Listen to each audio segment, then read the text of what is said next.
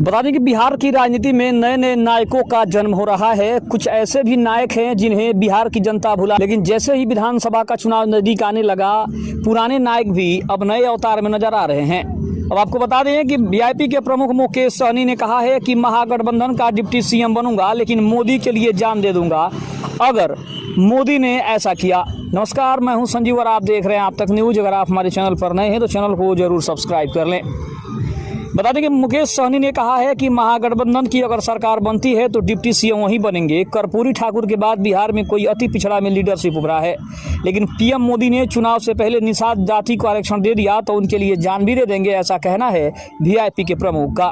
विकासशील इंसान party VIP के सुप्रीमो और खुद को सन ऑफ मलाह कहने वाले पूर्व मंत्री मुकेश सहनी के एक बयान से बिहार का सियासी पारा हाई हो गया है।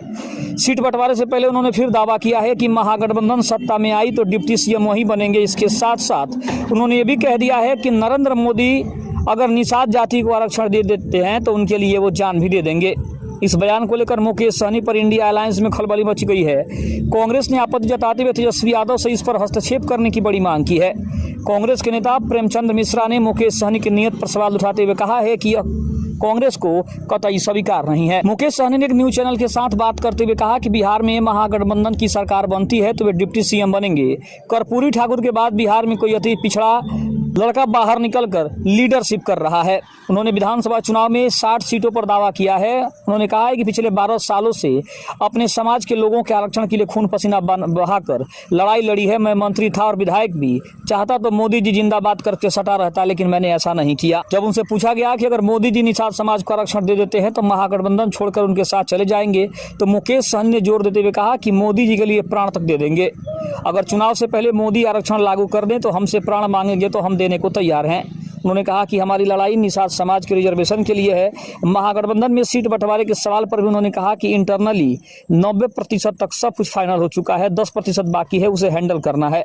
उन्होंने कहा कि हमारा वोट 12% है और अपने जनाधार को देखते हुए कार्यकारिणी में 60 सीटों पर फैसला हुआ है। सबसे बड़ा सवाल यह है कि क्या मुकेश सहनी डबल गेम खेल रहे हैं। एक तरफ वो महागठबंधन के लिए भी अपना प्रेम दिखा रहे हैं, दूसरी तरफ एनडीए के लिए भी उनका जो प्रेम है वो जग जाहिर हो रहा है। इससे साफ है कि मुकेश सहनी दो नाव की सवारी करना चाहते हैं। जहां उनको फायदा ज़्यादा होगा वहीं से वो चुनाव लड़ेंगे और उसी से गठबंधन करेंगे।